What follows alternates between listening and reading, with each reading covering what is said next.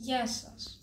Εμένα μου αρέσει να φτιάχνω ηλεκτρονικές κατασκευές και σε αυτό το βίντεο θα σας δείξω πώς μπορώ να φτιάξω ένα συναγερμό μόνος μου. Πάμε να δούμε λοιπόν τα υλικά που θα χρειαστούμε. Έχουμε ένα μικροελεγκτή Arduino, ο οποίος είναι ένας πολύ μικρός υπολογιστής. Έχουμε έναν αισθητήρα υπερήχων, ο οποίος μπορεί να ανιχνεύσει τους ανθρώπους και τα αντικείμενα που υπάρχουν στον χώρο. Έχουμε ένα μικρό ηχιάκι όμως το οποίο είναι πολύ δυνατό. Έχουμε ένα λεντάκι, μία αντίσταση και μερικά καλωδιάκια και όλα αυτά θα τα συνδέσουμε πάνω στο breadboard, το οποίο είναι μια μεγάλη πλακέτα με τρύπες που μπορείς να συνδέσεις πάνω διάφορα καλώδια. Πρώτα θα τοποθετήσουμε τον μικροελεγκτή Arduino.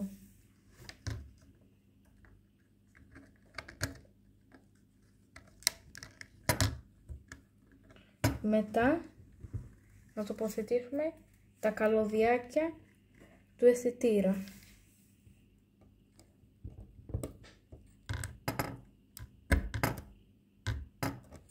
Στη συνέχεια θα τοποθετήσουμε τον ίδιο αισθητήρα.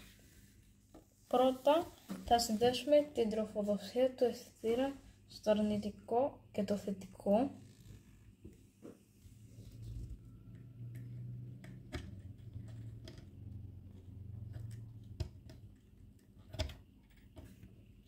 Και στη συνέχεια θα συνδέσουμε τον αισθητήρα με το Arduino.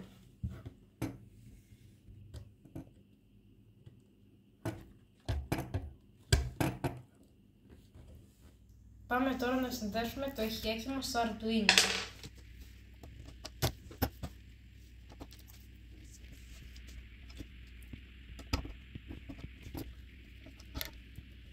Τέλος, προσθέτουμε το λεντάκι που θα μας δείχνει σε τι κατάσταση είναι ο συναγερμός.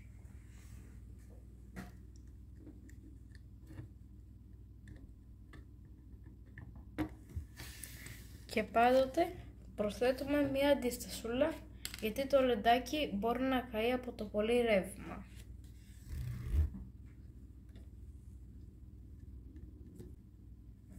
Πάμε τώρα να προγραμματίσουμε το μικροελεγκτή Arduino με τον υπολογιστή.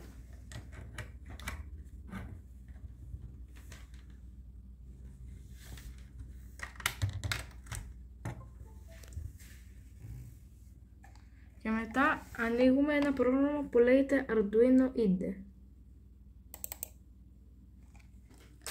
Μέσα σε αυτό το πρόγραμμα γράφουμε στη γλώσσα C τι θέλει να κάνει ο μικροελεγκτής.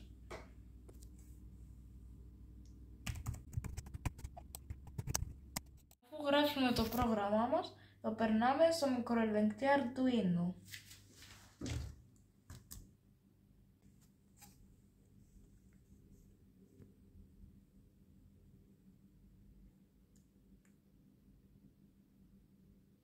Πάμε τώρα να δούμε στην πράξη αν λειτουργεί ο συναγερμός.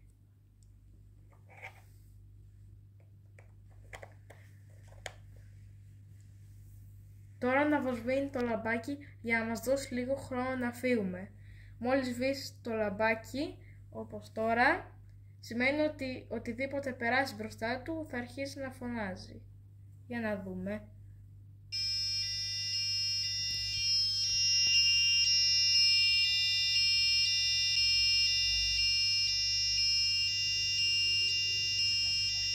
Ο συναγερμός λειτουργεί.